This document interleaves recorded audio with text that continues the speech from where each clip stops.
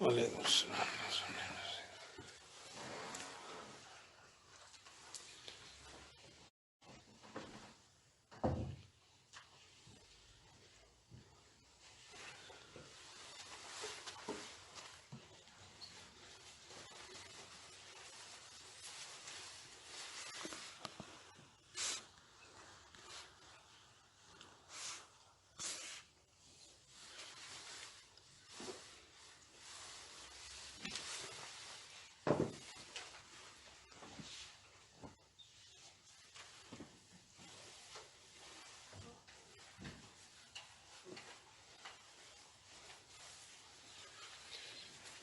چلیے بھائی، بسم الله الرحمن الرحيم. الحمد لله وحده والصلاة والسلام على من لا نبي بعد. أما بعد، وبأسانيدكم المتصلة حفظكم الله إلى أمير المؤمنين في الحديث محمد بن إسماعيل بن إبراهيم بن المغيرة بن البرديس بن الجعفي البخاري رحمه الله. اللهم اغفر لشيخنا ومشايخنا والسامعين والحاضرين رحمه الله أنه قال: باب الغضب في الموعظة والتعليم إذا رأى ما يكره به. قال حدثنا محمد بن كثير قال أخبرني سعيد بن سفيان عن ابن أبي خالد عن قيس بن أبي حازم عن قال اخبرني سعید ابن سفیان نہیں ہے، قال اخبرني سفيان. جی أحسن الله إليكم. قال أخبرني سفيان عن ابن أبي خالد عن قيس بن أبي حازم عن أبي مسعود الأنصاري رضي الله عنه قال: قال رجل: يا رسول الله، لا أكاد أدرك الصلاة ممن يطول بنا فلان، فما رأيت النبي صلى الله عليه وسلم في موعظة أشد غضبا من يومئذ. فقال: أيها الناس، إنكم منفرون، فمن صلى بالناس فليخفف، فإن فيهم المريض والضعيف وذا الحاجة. وبه قال حدثنا عبد الله بن محمد قال حدثنا أبو عامر الأقدي قال حدثنا سليمان بن بلال المديني عن ربيعة بن أبي عبد الرحمن عن يزيد مولى المنبعث عن زيد بن خالد الجهني أن النبي صلى الله عليه وسلم سأله رجل عن اللقطة فقال: أعرف وقاءها، أو قال وعاءها وإفاصها، ثم أعرف سنة، ثم استمتع بها، فإن جاء ربها فأديها إليه. قال: فضالة الإبل، فغضب حتى احمرت وجنتاه، أو قال احمر وجهه. فقال: ما لك ولها معها سقاؤها وهزاؤها، تلد الماء وترعى الشجر، فذرها حتى يلقاها ربها. قال: فضالة الغنم، قال لك أو لأخيك أو لذئب. وبه قال حدثنا محمد بن علاء قال حدثنا أبو أسامة عن بريد عن أبي برد عن أبي موسى رضي الله عنه قال: سئل النبي صلى الله عليه وسلم عن أشياء كرهها، فلما أكثر عليه غضب، ثم قال: للناس سألوني أما شئتم. فقال رجل: من أبي؟ قال: أبوك حذافة. فقام الآخر فقال: من أبي يا رسول الله؟ قال: أبوك سالم مولى شيبة. فلما رأى عمر ما في وجهه قال: يا رسول الله، إنا نتوب إلى الله. کرنا درست ہے۔ بعض حضرات فرماتے ہیں کہ امام بخاری رحمۃ اللہ تعالی علیہ یہاں یہ بتانا چاہتے ہیں کہ اس وجہ سے کہ غصہ کرنے کی وجہ سے دماغ کی حالت مناسب نہیں رہتی اور غیر مناسب حالت میں فیصلہ کرنا درست نہیں ہوتا، اس وجہ سے قضا اور علم ان دونوں کے فرق کو بتانا چاہتے ہیں کہ پڑھنے پڑھانے کے موقع پر یا وعظ کے موقع پر اگر اس طریقے سے غصہ کیا جائے تو یہ غصہ کرنا درست ہے۔ قضا کے لیے، فیصلہ کرنے کے لیے، قاضی کے لیے، جج کے لیے غصے کی حالت میں ججمنٹ دینا مناسب نہیں ہے۔ بہرحال اصل چیز یہ ہے کہ حالات کیا ہے اور کیا کرنا چاہیے۔ وعظ کے سلسلے میں تعمتاً حضور اقدس صلی اللہ علیہ وسلم جب وعظ فرمایا کرتے تھے تو دوسری حدیثوں میں بھی آتا ہے کہ حضور اقدس صلی اللہ علیہ وسلم کا چہرہ اور آنکھ سرخ ہو جاتی تھی، جلال میں آ جاتے تھے اور جلال میں آ کر بیان فرمایا کرتے تھے۔ تو اس سے معلوم ہوا کہ بعض مرتبہ اصلاح کرنے کے لیے نرمی کی ضرورت ہوتی ہے، جہاں نرمی کی ضرورت ہو وہاں نرمی کرنی چاہیے، اور جہاں نرمی کی ضرورت نہ ہو اور یہ پتہ چلے کہ اب سختی تو اس صورت میں اس کے لیے غصہ کرنا جائز اور درست ہے۔ یہ مقصد ہے امام بخاری رحمۃ اللہ تعالی علیہ کا اس ترجمۃ الباب سے۔ باب الغضب فی الموعظہ، وعظ کرنے کے سلسلے میں غصہ کرنا اور تعلیم کے سلسلے میں غصہ کرنا، اذا رأى ما یکرہ، جب ناپسندیدہ نامناسب چیز کو اگر وہ دیکھتا ہے تو اس نامناسب چیز کی اصلاح کرنے کے لیے اگر غصہ کیا جائے تو یہ غصہ کرنا جائز اور درست ہے۔ امام بخاری رحمۃ اللہ تعالی علیہ نے اس ترجمۃ الباب کو ثابت کرنے کے لیے تقریباً 4 حدیثیں تمہارے سامنے ذکر کی ہیں۔ پہلی حدیث جو ذکر کی اس میں حضور اقدس صلی اللہ علیہ وسلم کے پاس ایک صحابی آئے اور آ کر انہوں نے کہا کہ یا رسول اللہ صلی اللہ علیہ وسلم، فلانا آدمی نماز پڑھا رہا ہے اور وہ بڑی لمبی نماز پڑھتا ہے، لمبی نماز پڑھنے کی وجہ سے میں جماعت سے محروم رہتا ہوں، میں جماعت میں شریک نہیں ہو سکتا۔ تو حضور اقدس صلی اللہ علیہ وسلم کو یہ سن کر بہت ہی زیادہ ناراضگی ہوئی اور حضور اقدس صلی اللہ علیہ وسلم کو غصہ آیا، اور غصے میں حضور اقدس صلی اللہ علیہ وسلم نے فرمایا۔ یہاں تک سمجھ میں آ گیا؟ اب اس صورت میں یہ دیکھو کہ حضور صلی اللہ علیہ وسلم کے پاس نماز کے سلسلے میں 2 مرتبہ شکایت ہوئی ہے۔ ایک مرتبہ شکایت ہوئی ہے وہ عشاء کی نماز کے سلسلے میں ہوئی ہے، اور وہ جو شکایت ہوئی ہے وہ حضرت معاذ ابن جبل رضی اللہ تعالیٰ عنہ کے خلاف ہوئی ہے۔ حضرت معاذ ابن جبل رضی اللہ تعالیٰ عنہ حضور اقدس صلی اللہ علیہ وسلم کے ساتھ عشاء کی نماز پڑھ کر تشریف لے جایا کرتے تھے، یعنی حضرت معاذ ابن جبل رضی اللہ تعالیٰ عنہ حضور اقدس صلی اللہ علیہ وسلم کے ساتھ عشاء کی نماز پڑھتے تھے۔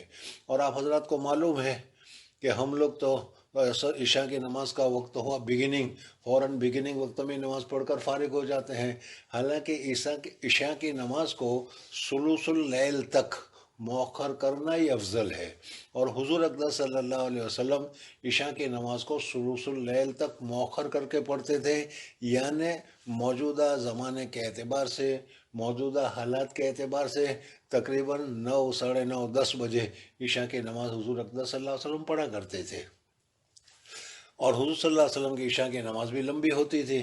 تو حضرت معاذ بن جبل رضی اللہ تعالیٰ عنہ حضور اقدس صلی اللہ علیہ وسلم کے ساتھ عشاء کی نماز پڑھتے تھے، اور پڑھنے کے بعد پھر اپنے علاقے میں، اپنے محلے میں، اپنے جگہ میں، اپنے ٹھکانے میں جہاں پر حضرت معاذ رضی اللہ تعالیٰ عنہ رہتے تھے وہاں پر جایا کرتے تھے۔ ظاہر بات ہے کہ ایک تو عشاء کی نماز دیر سے پڑھی، لمبی پڑھی، پھر چلے، اور پھر حضرت معاذ رضی اللہ تعالیٰ عنہ اپنے ڈیرے پر گئے، اپنے محلے میں گئے، اور وہاں جا کر حضرت معاذ بن جبل رضی اللہ تعالیٰ عنہ دوسرے جو محلے والے تھے ان کو عشاء کی نماز پڑھایا کرتے تھے۔ اب اس میں حضرت معاذ رضی اللہ تعالیٰ عنہ لمبی لمبی صورتیں پڑھا کرتے تھے، تو ظاہر بات ہے کہ بڑی تاخیر سے عشاء کی نماز ہوتی تھی، پھر اس کے بعد لمبی نماز ہوتی تھی۔ صحابہ کرام رضوان اللہ تعالیٰ علیہ مجمعین عام طور پر مدینہ منورہ کے جو صحابی تھے وہ عامتاً کاشتکار تھے، کھیڑوت قسم کے آدمی تھے، اس وجہ سے وہ کھیتیوں میں کام کر کے آتے تھے، تھکے ہوئے ہوتے تھے، پھر اتنی دیر تک ان کو انتظار کرنا بڑا بھاری پڑتا تھا۔ اس وجہ سے حضور اقدس صلی اللہ علیہ وسلم سے انہوں نے شکایت کی کہ یا رسول اللہ صلی اللہ علیہ وسلم، حضرت معاذ بن جبل رضی اللہ تعالیٰ عنہ آپ کے ساتھ عشاء پڑھ کر آتے ہیں، پھر ہمیں عشاء پڑھاتے ہیں، اور عشاء میں بھی بڑی لمبی لمبی قراتیں کرتے ہیں، جس کی وجہ سے ہمیں بہت تکلیف ہوتی ہے، تاخیر ہوتی ہے اور مشقت اٹھانی پڑتی ہے۔ تو حضور اقدس صلی اللہ علیہ وسلم ان کی شکایت کو سن کر حضور صلی اللہ علیہ وسلم کو بہت زیادہ ناراضگی ہوئی، اور ناراضگی میں حضور اقدس صلی اللہ علیہ وسلم کا چہرہ انور بالکل غصے میں آ گئے اور سرخ ہو گیا، آنکھیں سرخ ہو گئی، چہرہ سرخ ہو گیا، اور کیا ہے حضور اقدس صلی اللہ علیہ وسلم نے فرمایا کہ کیا ہو گیا ہے لوگوں کو سمجھا بجھا کر بڑی بڑی جماعت کر کے نماز پڑھنی چاہیے، اس کی جگہ پر یہ ایسے کام کرتے ہیں کہ جس کی وجہ سے جماعت میں آنے سے لوگ کتراتے ہیں، اور بڑی جماعت کی جگہ پر مختصر جماعت ہوتی ہے، نفرت پیدا ہوتی ہے۔ اس وجہ سے جو لوگ امامت کرے ان کے لیے حضور صلی اللہ علیہ وسلم نے فرمایا کہ ان کو مقتدیوں کی رعایت کرنے کی ضرورت ہے، مقتدیوں کی رعایت کرو، اس وجہ سے کہ تمہارے پیچھے جو مقتدی ہوتے ہیں وہ بیمار بھی ہیں، بوڑھے بھی ہیں، کمزور بھی ہیں، ضعیف بھی ہیں، وہ اس طریقے سے لمبی لمبی نماز، اس طریقے سے بڑی تاخیر کے ساتھ نماز اور طویل طویل قرات کے ساتھ نماز کو متحمل نہیں ہو سکتے، برداشت نہیں کر سکتے۔ اس وجہ سے جو آدمی امامت کرائے فَلْيُخَفِّفْ، اس کو چاہیے کہ نماز کو ہلکی پڑھے، یعنی مختصر پڑھے۔ یہ حضرت معاذ بن جبل رضی اللہ میں حضرت ابی بن کعب رضی اللہ تعالیٰ عنہ کے متعلق ہے۔ حضرت ابی بن کعب رضی اللہ تعالیٰ عنہ مسجد قباء میں نماز پڑھایا کرتے تھے، اور فجر کی نماز میں بڑی لمبی قرات کیا کرتے تھے، اور اس لمبی قرات کرنے کی وجہ سے لوگوں کو ज़्यादा देर तक खड़ा रहना पड़ता था, और खड़ा रहने की वजह से उनको तकलीफ़ होती थी, खड़े होने में परेशानी होती थी। इस वजह से एक आदमी हजरत के पीछे नमाज़ पढ़ने से रुक गया और उसने अलग से नमाज़ पढ़ ली। नमाज के बाद हज़रत उबई रज़ियल्लाहु तआला अन्हु को किसी ने कहा कि फ़लाने आदमी ने आपके पीछे नमाज नहीं पढ़ी, अलग अलग उसने पढ़ी। तो हज़रत उबई ने कुछ कहा, नाराज़गी का अल्फाज इस्तेमाल किया। उसने हुज़ूर सल्लल्लाहु अलैहि वसल्लम से जाकर शिकायत कर दी कि मैं ज़ईफ़ हूँ, बीमार हूँ, लंबी लंबी क़िरात करके हमारे इमाम साहब नमाज़ पढ़ाते हैं, और मैं इतने लंबा खड़ा रहने की वजह से मैं थक जाता हूँ, परेशान हो जाता हूँ, और मैं क्या है, रुकू में नहीं जा सकता, सजदे में जल्दी नहीं जा सकता, इस तरीके से मैं इमाम के साथ नमाज नहीं पढ़ सकता।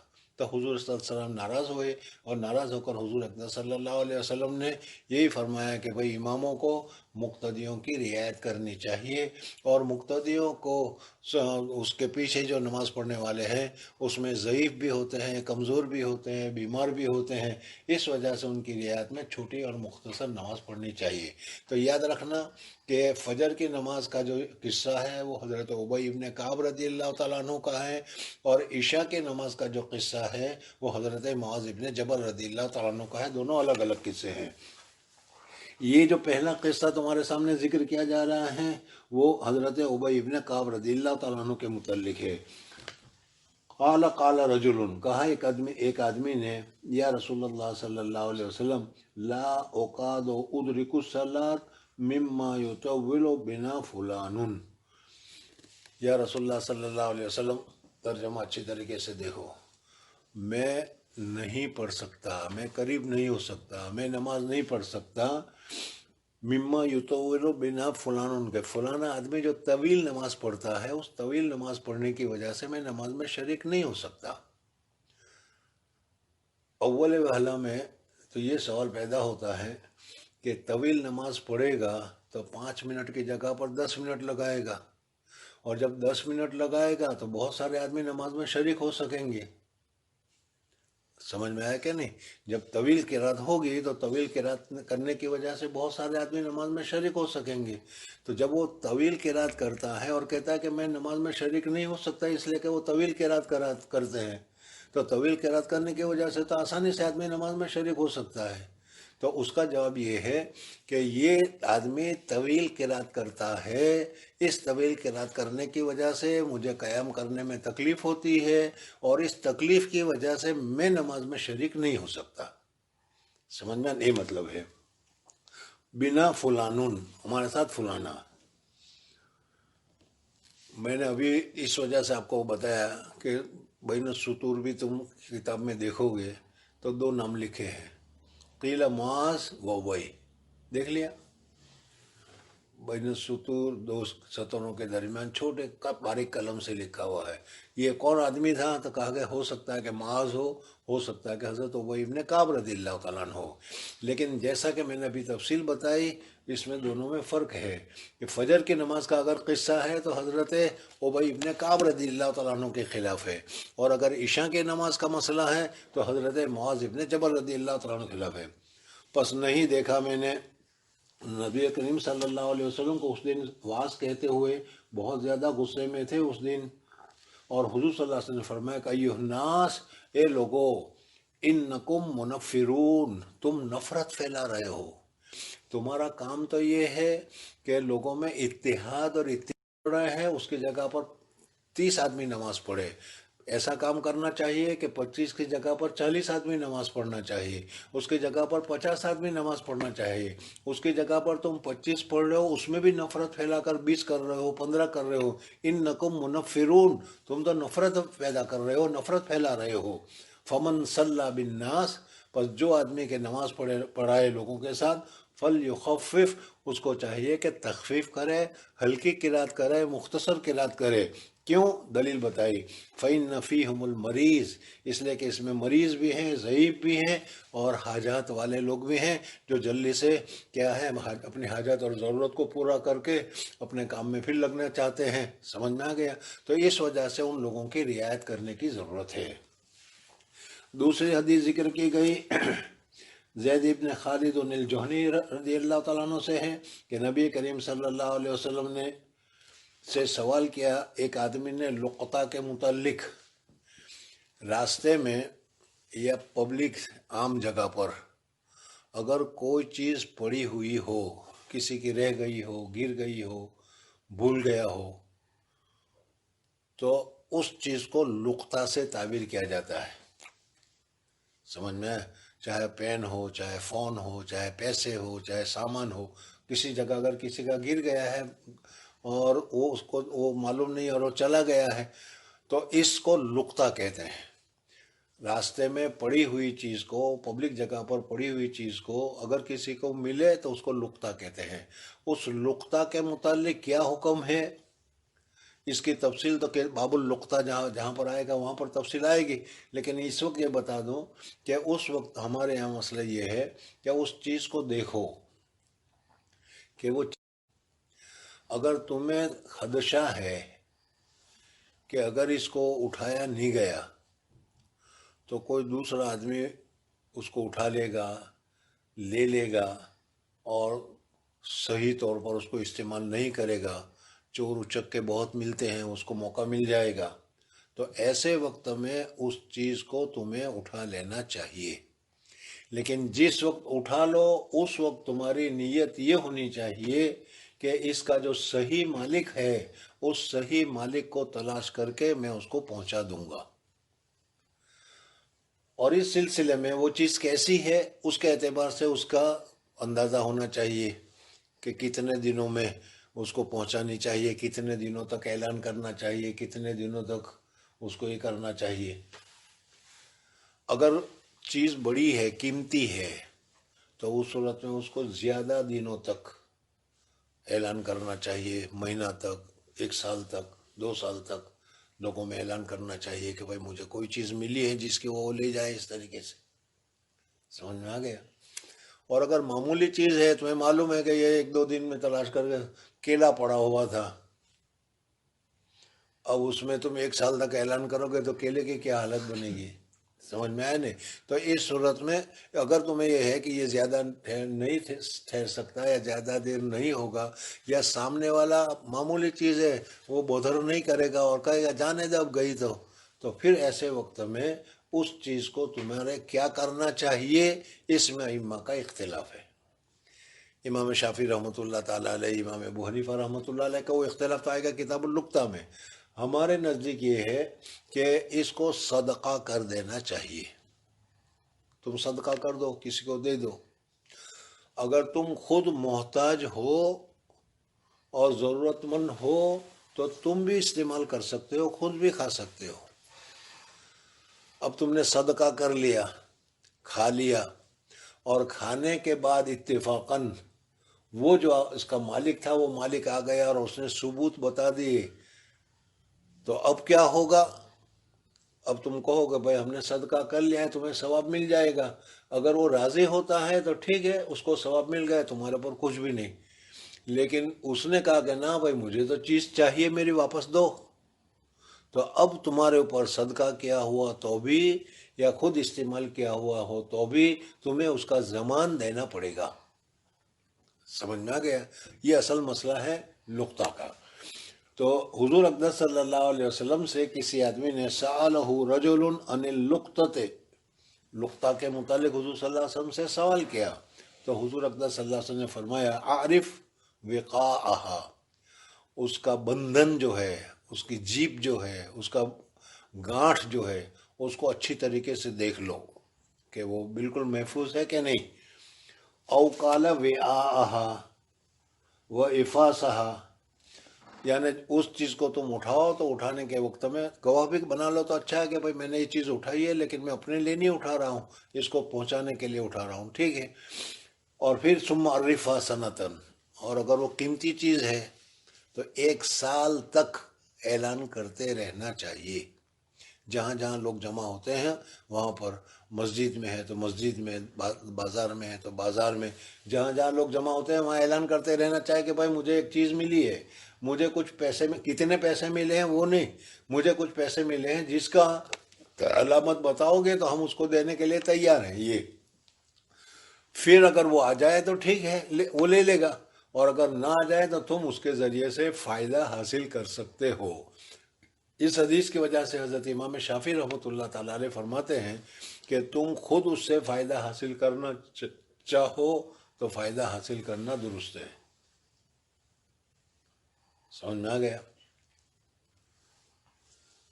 بخاری کے سبق میں کہ جو ہنسی مذاق کی بات تو اچھی نہیں لگتی، لیکن مجھے ایک قصہ یاد آ گیا کہ ایک مول صاحب تھے، امام صاحب تھے، کسی کی مرغی مول صاحب کے گھر میں آ گئی، مول صاحب نے اس کو پکڑ لیا اور پکڑنے کے بعد اس کو ڈھانپ دیا، ڈھانپنے کے بعد اب اس کو رکھ لیا، اور مسئلہ ان کو یہ معلوم ہے الرفا، اس وجہ سے مصلی جب نماز کے لیے آتے تھے اور سب چلے جاتے تھے تو پھر زور سے کہتا تھا اور کسی کی مرغی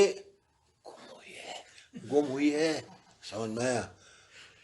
اب ایک دن، 2 دن، 3 دن تک اعلان کرتے رہا، اور پھر اس کے بعد کہا کہ لو بھائی اب تو میرے لیے کھانا جائز ہو گیا، ذبح کر کے اس نے کھا لیا اس کو۔ سمجھ میں آیا؟ اس طریقے سے چالاکی کرنے درست نہیں ہے، بلکہ کیا ہے، صحیح طور پر اعلان کر کے مالک کو تلاش کرنا چاہیے۔ فَإِن جَاءَهَا رَبُّهَا، پھر اس کا مالک اگر آ گیا، فَأَدِّهَا إِلَيْهِ، وہ چیز اگر ہے تمہارے پاس تو وہ چیز پوری کی پوری اس کو دے دو۔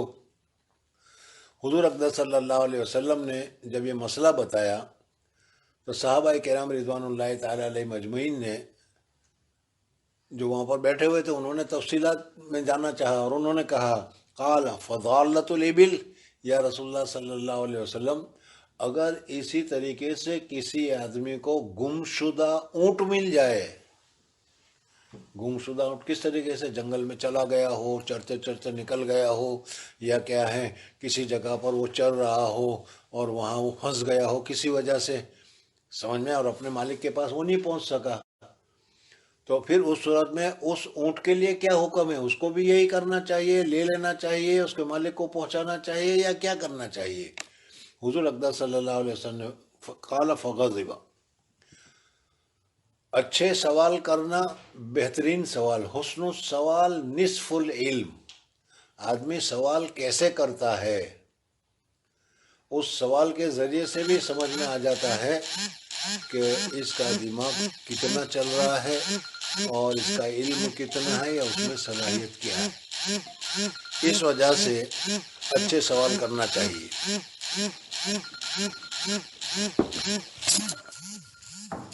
اس وجہ سے اچھے سوال کرنا چاہیے، اور اچھے سوال پر پھر اس کا جواب بھی صحیح ملتا ہے۔ اس نے سوال جو کیا وہ بےہودہ سوال کیا کہ یا رسول اللہ صلی اللہ علیہ وسلم گمشدہ اونٹ کے لیے لکٹے کا کیا حکم ہے؟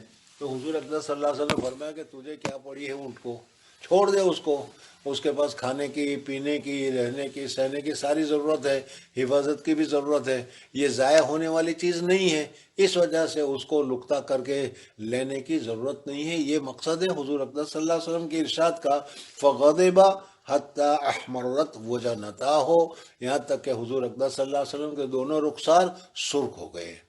آدمی جب غصہ ہوتا ہے تو غصہ ہونے کی وجہ سے اس کے رخسار میں، اس کے گال میں ایک قسم کی کیا ہے خون کی دوران بڑھ جاتا ہے اور سرخ ہو جاتا ہے۔ تو حضور اقدس صلی اللہ علیہ وسلم تو بہت زیادہ حسین تھے، حضور اقدس صلی اللہ علیہ وسلم تو بہت زیادہ جمیل تھے، اس وجہ سے اس غصے کی وجہ سے حضور اقدس صلی اللہ علیہ وسلم کے دونوں گال مبارک میں خون کا دوران بڑھ گیا اور دونوں گال سرخ ہو گئے۔ او قال احمر وجہہ، راوی کو شک ہو گیا کہ وجنتان کا لفظ کہا تھا یا وجہ کا لفظ کہا تھا، اس وجہ سے انہوں نے کہا کہ حضور صلی اللہ علیہ وسلم کا چہرہ مبارک سرخ ہو گیا۔ فقال، بس حضور صلی اللہ علیہ وسلم نے اس کے سوال کے جواب میں فرمایا ما لکا، ارے کیا ہے تیرے لیے، کیوں اونٹ کے پیچھے پڑے ہو تم؟ ولہا معہا سقاؤہا، اس کے لیے سقا پانی پینا پلانا، یہ اس کے لیے پانی پلانے کی بھی ضرورت نہیں ہے، اس کے پاس تو پانی کا بھی انتظام ہے۔ یوں کہتے ہیں کہ سارے جانوروں میں اونٹ ایک ایسا جانور ہے کہ کہ ایک مرتبہ وہ پانی پی لیتا ہے، اس کے پیٹ میں اللہ تعالیٰ نے پانی کا ایسا ذخیرہ کر رکھا ہے کہ وہ 7 دن تک بھی اگر پانی نہ پیے تو اسی ذخیرے میں سے وہ اپنی زندگی کو بچا سکتا ہے۔ اس لیے حضور اقدس صلی اللہ علیہ وسلم نے فرمایا کہ ما لہا ماہا سقاؤہا وحذاؤہا، اور اسی طریقے سے اس کے لیے کھانے پینے کی بھی ضرورت نہیں، محتاج نہیں ہے۔ ہاتھ ہے، پاؤں ہے، منہ ہے، وہ جہاں چاہے اپنا منہ ڈال کر وہ کھانا چاہے تو کھا سکتا ہے، وہ بھوکے بھی نہیں مرے گا، پیاسے بھی نہیں مرے گا۔ پھر اس کو وہ لینے کی اور پکڑنے کی کیا ضرورت ہے؟ وارد ہوگا پانی پر اور چرے گا وہ درخت کو، اونچا لمبا ٹڑنگا ہوتا ہے، اس وجہ سے اونچے درخت کے پتے بھی وہ کھا سکتا ہے۔ تو وہ کھانے کے لیے بھی تمہارا محتاج نہیں، پینے کے لیے بھی تمہارا محتاج نہیں، یعنی بھوکا نہیں مرے گا، پیاسا نہیں مرے گا۔ پھر اس کی حفاظت کرنے کے لیے اس کو لینے کی کیا ضرورت ہے؟ فذر، ہاں چھوڑ دو اس کو، حتیٰ یلقاہا ربوہا، یہاں تک کہ اس کا مالک تلاش کر کے اس کو پالے گا، اس کو حاصل کر لے گا۔ اچھا، جب یہ سوال کیا اونٹ کے متعلق تو پھر ایک دم دوسرا سوال کہا کہ یا رسول اللہ صلی اللہ علیہ وسلم پھر بکری کے متعلق کیا ہے؟ اگر کسی کو پڑی ہوئی بکری مل گئی تو، جیسے مول صاحب کو مرغی مل گئی تھی، سمجھ میں، تو کہا کہ بکری مل گئی تو فقال فضالۃ الغنم قال لقا او لاخیک، حضور اقدس صلی اللہ علیہ وسلم نے فرمایا کہ یہ بکری تیرے لیے ہے یا تو تیرے بھائی کے لیے ہے، یعنی یہ بکری ضعیف جانور ہے، اس وجہ سے بھیڑیا اس کو کھا لے گا، بھیڑیا نہیں کھائے گا تو چور اس کو اٹھا کر لے جائے گا اور صورت میں یہ ضائع ہو جائے گا۔ اس وجہ سے ہاں بکری ہے تو اس بکری کو لقطے کے طور پر تم اٹھا لو، حفاظت کے ساتھ رکھ لو، مالک تک پہنچا لو، اور ضرورت ہو تو خود استعمال کرو۔ قال لک او لاخیک او للذئب، یا بھیڑیے کے لیے ہے، تم اس کو ویسے ہی چھوڑ جاؤ گے، سمجھ میں آ گیا؟ تو اس صورت میں ہو سکتا ہے کہ بھیڑیا بکری کو اکیلی سمجھ کر اور کیا ہے اس کے اوپر حملہ کر دے، اس کو ختم کر دے، زخمی کر دے، کھا لے۔ اس وجہ سے اگر بکری ہو تو اس بکری کو کیا ہے اٹھا لینا چاہیے۔ یہ دوسری حدیث ہوئی۔ تیسری حدیث ذکر کی گئی ان ابی بردۃ عن ابی موسیٰ اشعری رضی اللہ تعالیٰ عنہ، حضرت ابو موسیٰ اشعری رضی اللہ تعالیٰ عنہ سے روایت ہے کہ حضور اقدس صلی اللہ علیہ وسلم، اب یہاں پر دونوں حدیثوں سے ترجمۃ الباب ثابت ہو گیا کہ دیکھو حضور صلی اللہ علیہ وسلم سے سوال کیا گیا، بیہودہ سوال تھا تو حضور صلی اللہ علیہ وسلم ناراض ہو گئے، غصہ آیا، چہرہ سرخ ہو گیا، تو معلوم ہوا کہ غصہ کرنا بعض مرتبہ چہرہ سرخ ہونا بھی درست ہے۔ اور اسی طریقے سے پہلی حدیث جو تمہارے سامنے بتائی اس میں وہ نماز کے سلسلے میں تھا کہ نماز کی وجہ سے میں نماز کو چھوڑ دیتا ہوں، عشاء کی نماز نہیں پڑھ سکتا یا فجر کی نماز میں امام کے ساتھ نہیں پڑھ سکتا، جماعت میری چھوٹ جاتی ہے، اور ہو جائے تو حضور صلی اللہ علیہ وسلم کو اس وقت بھی غصہ آیا۔ تو ترجمۃ الباب تو ثابت ہو گیا کہ وعظ کے وقت میں یا تعلیم کے سلسلے میں اگر کوئی غصہ کیا جائے تو یہ غصہ کرنا جائز اور درست ہے۔ تیسری حدیث ہے حضرت ابو موسیٰ اشعری رضی اللہ تعالیٰ عنہ کی، قال سئل النبی صلی اللہ علیہ وسلم ان اشیاء کرہہا، حضور اقدس صلی اللہ علیہ وسلم کو سوال کیا گیا چند چیزوں کے متعلق، اس سوال کی وجہ سے، نامناسب سوال ہونے کی وجہ سے حضور اقدس صلی اللہ علیہ وسلم کو ناپسندگی ہوئی، حضور صلی اللہ علیہ وسلم ناراض ہوئے۔ میں نے ابھی بتایا تھا کہ اچھے سوال سے تو خوشی ہوتی ہے، لیکن بیہودہ بکواس قسم کا سوال کیا جائے تو پھر اس صورت میں ایک ناراضگی ہوتی ہے کہ کیا کہہ رہا ہے، کیا پوچھ رہا ہے، کہ عقل کی ذات ہے یا نہیں ہے۔ کرہہا ان اشیاء کرہہا فلما اکثر علیہ، حضور اقدس صلی اللہ علیہ وسلم کے چہرے پر ناگواری کا لفظ آیا، لیکن حضور اقدس صلی اللہ علیہ وسلم کے اخلاق کریمانہ کی وجہ سے اس ناگواری کو ظاہر نہیں ہونے دی، یا تو سامنے والا عامتاً مطلبی ہوتا ہے، اور مطلبی آدمی جو ہوتا ہے اس کے سامنے تو خود اپنا مقصد ہوتا ہے، سامنے والے کی حالت کو وہ نہیں دیکھتا، اس وجہ سے اس نے حضور صلی اللہ علیہ وسلم کی حالات کو نہیں دیکھی اور خود ہی سوال کرتے چلے گیا، وہ پوچھتا چلا گیا وہ، یعنی حضور صلی اللہ علیہ وسلم کی ناگواری کو اس نے محسوس نہیں کیا اور حضور اقدس صلی اللہ علیہ وسلم سے بیہودہ سوالات کرتے چلے گئے۔ غضبا فلما اکثر علیہ غضبا، جب کثرت ہو گئی تب حضور صلی اللہ علیہ وسلم کو پہلے تو ناپسندگی ناراضگی کا اظہار ہوا، ناراضگی سے بھی نہیں سمجھے، تو پھر حضور صلی اللہ علیہ وسلم کو اب غصہ کرنا پڑا کہ میں غصہ کروں گا جبھی یہ آدمی اب سمجھے گا کہ ایسی چیزیں مجھے نہیں کرنی چاہیے۔ اس وجہ سے حضور اقدس صلی اللہ علیہ وسلم غصے ہوئے۔ ترجمۃ الباب اس سے ثابت ہو گیا کہ غصہ کرنا ضرورت پڑے تو غضبہ غصہ کرنا جائز و درست ہے۔ ثم قال للناس، پھر حضور اقدس صلی اللہ علیہ وسلم نے فرمایا لوگوں سے غصے کی حالت میں، پوچھو پوچھو پوچھو پوچھو پوچھو اور پوچھو اور پوچھو اور پوچھو۔ حالانکہ اس کا مطلب یہ ہے کہ بھائی پوچھنا بند کرو، اچھی چیز نہیں ہے، لیکن سامنے والا سمجھ جائے کہ یہ تو پوچھنے کی اجازت دے دی، اس وجہ سے لوگوں نے اور بیہودہ سوالات کرنے شروع کر دیے۔ ایک آدمی نے پوچھا کہ یا رسول اللہ صلی اللہ علیہ وسلم میرا باپ کون ہے، میرا باپ کا نام بتائیے۔ سمجھ میں آ گیا۔ کسی نے پوچھا کہ میری اٹھنی فلانی جگہ کہاں گم ہو گئی، ذرا آپ بتا دیے۔ اس قسم کی چیزیں بیہودہ سوالات کرنے لگے۔ ثم قال للناس سلونی اما شئتم، پوچھو تم مجھ سے جو تم چاہتے ہو۔ یہاں حضور صلی اللہ علیہ وسلم عمومی سوال کا اجازت نہیں دے رہے ہیں، بلکہ عمومی سوالات کرنے کی وجہ سے ناراضگی کا اظہار کر رہے ہیں، لیکن سامنے والا اس کو سمجھ نہیں رہا۔ وقال رجل، جب حضور صلی اللہ علیہ وسلم نے کہا تو اس نے کہا من ابی، قال ابو کا حذیفہ، حضرت حذیفہ رضی اللہ تعالیٰ عنہ۔ انہوں نے پوچھا کہ میرا باپ کون ہے، تو حضور صلی اللہ انہوں نے حضرت عبداللہ نے پوچھا، ان کا نام ہے عبداللہ ابن حذیفہ۔ عبداللہ نے پوچھا کہ میرا باپ کون ہے، اور اس کے پوچھنے کی وجہ یہ تھی کہ بہت سارے حضرات حضرت عبداللہ ابن حذیفہ کو یہ کہتے تھے کہ یہ حذیفہ کا بیٹا نہیں ہے۔ سمجھ میں آیا؟ اس وجہ سے انہوں نے حضور صلی اللہ علیہ وسلم سے پوچھا کہ جب حضور صلی اللہ علیہ وسلم صحیح میرے باپ کا نام بتا دیں گے تو پھر اب لوگوں کو انکار کرنے کی کوئی وجہ نہیں ہوگی۔ اس وجہ سے انہوں نے کہا کہ من ابی، قال ابو کا حذیفہ، حضور اقدس صلی اللہ علیہ وسلم نے فرمایا کہ تمہارا باپ حضرت حذیفہ ہے۔ فقام آخر، ایک دوسرا آدمی، دوسرا صحابی بھی کھڑے ہو گیا، ان کا نام سرہ کہتے ہیں کہ حضرت سعد تھا۔ فقال من ابی یا رسول اللہ، یا رسول اللہ میرے ابا کا نام، میرا ابا کون ہے؟ حضور اقدس صلی اللہ علیہ وسلم نے فرمایا کہ یا رسول اللہ قال ابو کا سالم مولا شیبہ، تمہارے باپ کا نام سالم ہے جو شیبہ کا مولا ہے، آزاد کردہ غلام ہے۔ اس طریقے سے لوگ سوال کرنے لگے۔ حضرت عمر فاروق رضی اللہ تعالیٰ عنہ بھی اس مجلس میں موجود تھے۔ حضرت عمر فاروق رضی اللہ تعالیٰ عنہ، حضرت ابوبکر صدیق رضی اللہ تعالیٰ عنہ، یہ حضور اقدس صلی اللہ علیہ وسلم کے مزاج شناس لوگوں میں تھے، یعنی حضور صلی اللہ علیہ وسلم کی طبیعت کو جانتے تھے، سمجھتے تھے۔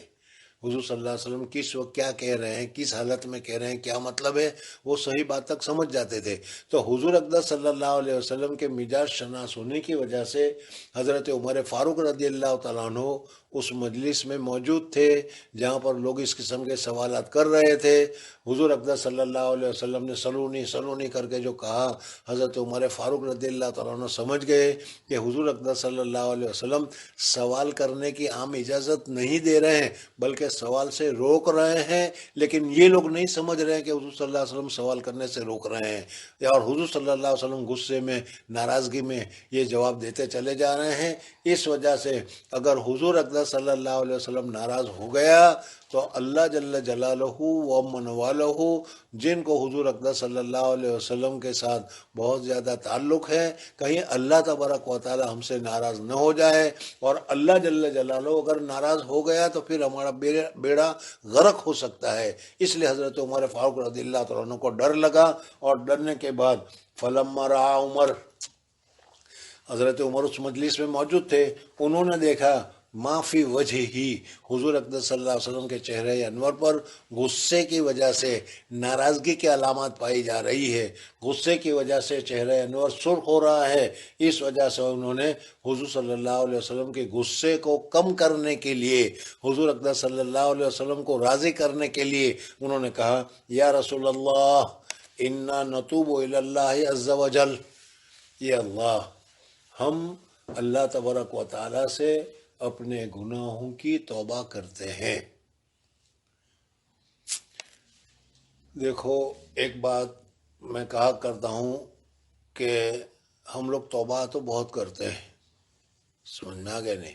امت کے لیے بھی توبہ کرتے ہیں، دوسروں کے لیے بھی توبہ کرتے ہیں، لیکن توبہ کرنے کے وقت میں اپنے دل میں جو جذبہ ہونا چاہیے کہ میں تو امت میں سب سے زیادہ گنہگار ہوں، میں تو امت میں سب سے زیادہ خطا کار ہوں، مجھے سب سے زیادہ اپنی برائیوں سے، مجھے سب سے زیادہ اپنے گناہوں سے توبہ کرنی چاہیے۔ یہ ساری تکلیفیں آ رہی ہے وہ میرے گناہ کی وجہ سے آ رہی ہے، یہ ہمارے دلوں میں جذبہ نہیں آتا۔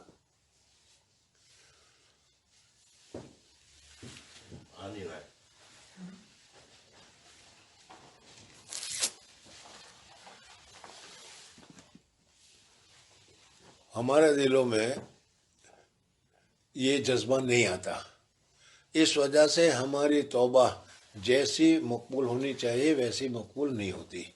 ایک بزرگ کے متعلق لکھا ہے کہ لوگ گئے ان کے پاس کہ حضرت بارش نہیں ہو رہی، آپ اللہ تبارک و تعالیٰ سے دعا کیجیے۔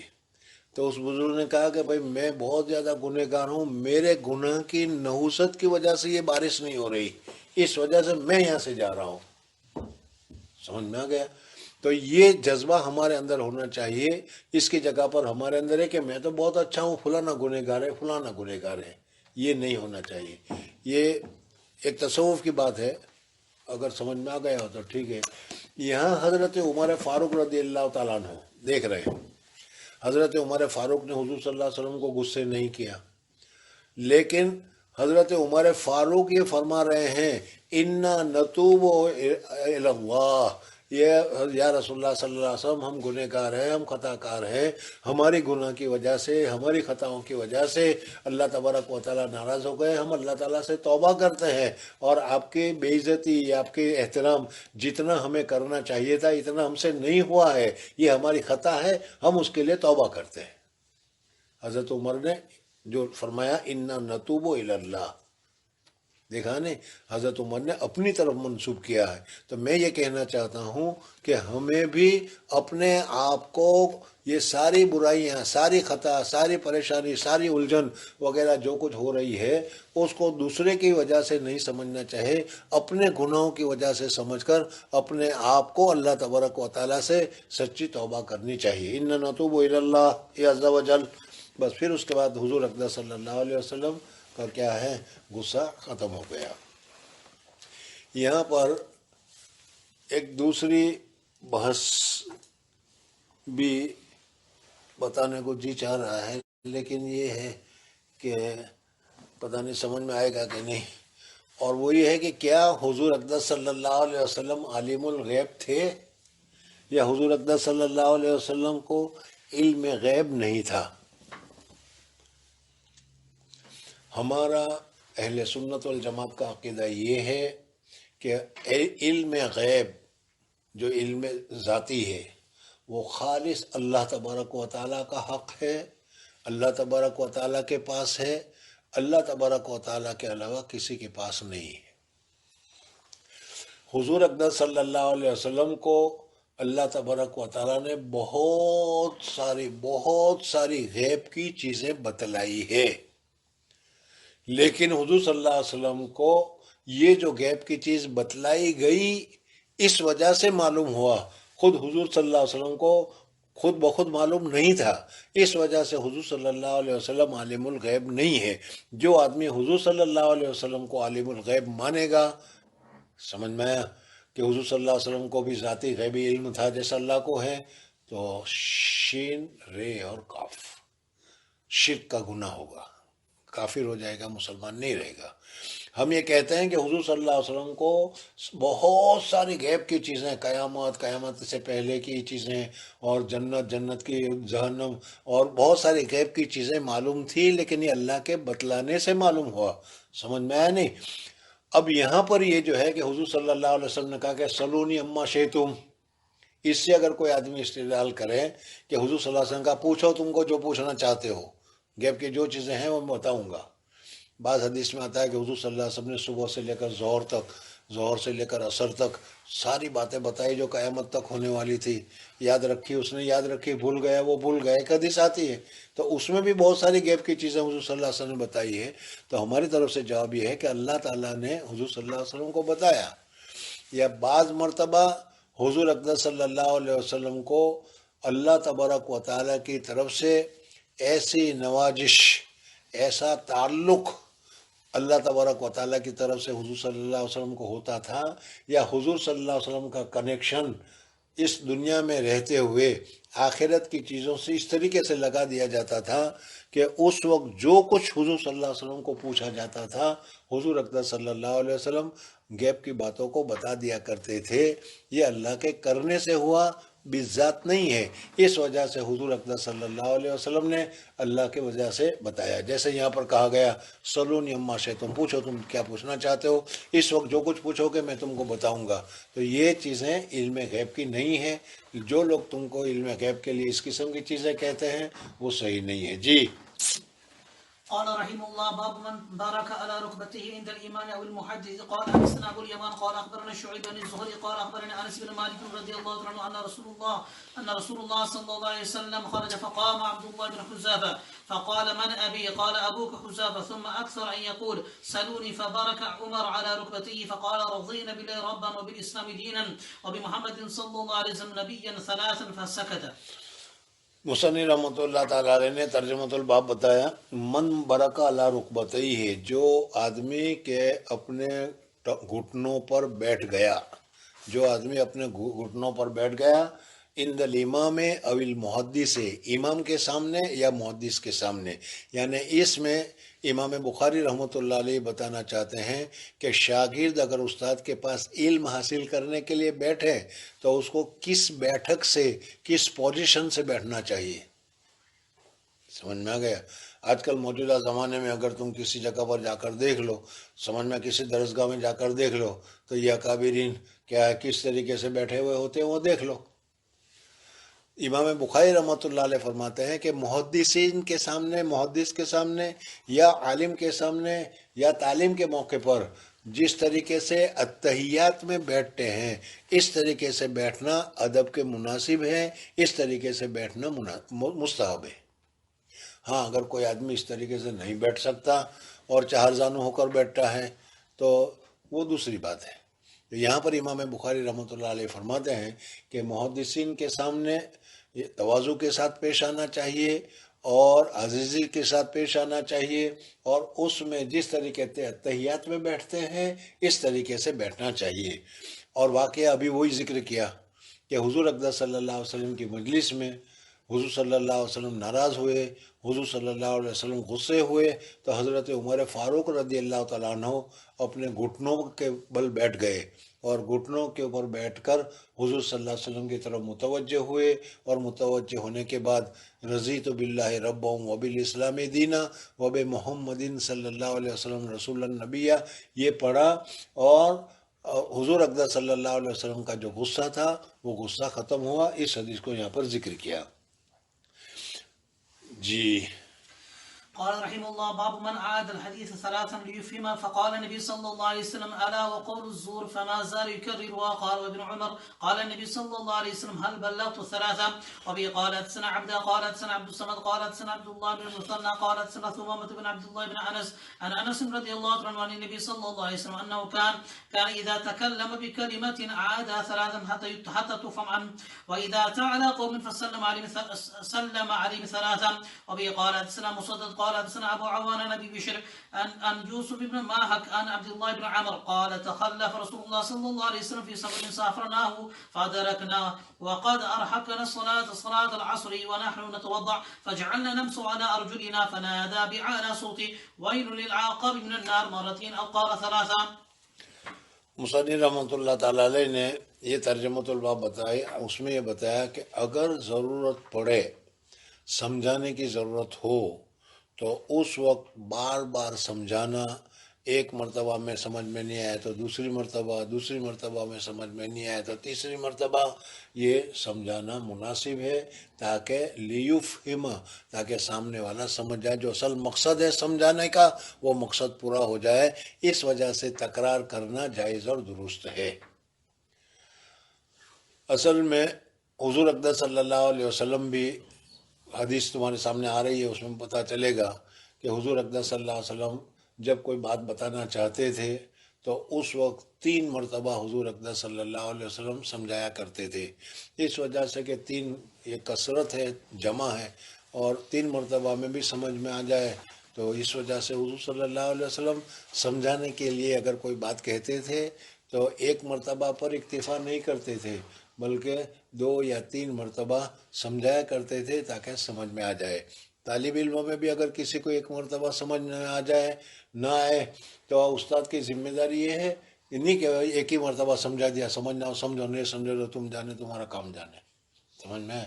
بلکہ کوشش کرنی چاہیے کہ اچھی طریقے سے سمجھ میں آ جائے۔ اس کے لیے اگر 2 مرتبہ تقریر کرنا پڑے، 3 مرتبہ تقریر کرنا پڑے، تو یہ تقریر کرنا بھی درست ہے اور صحیح ہے۔ سمجھ میں آ گیا؟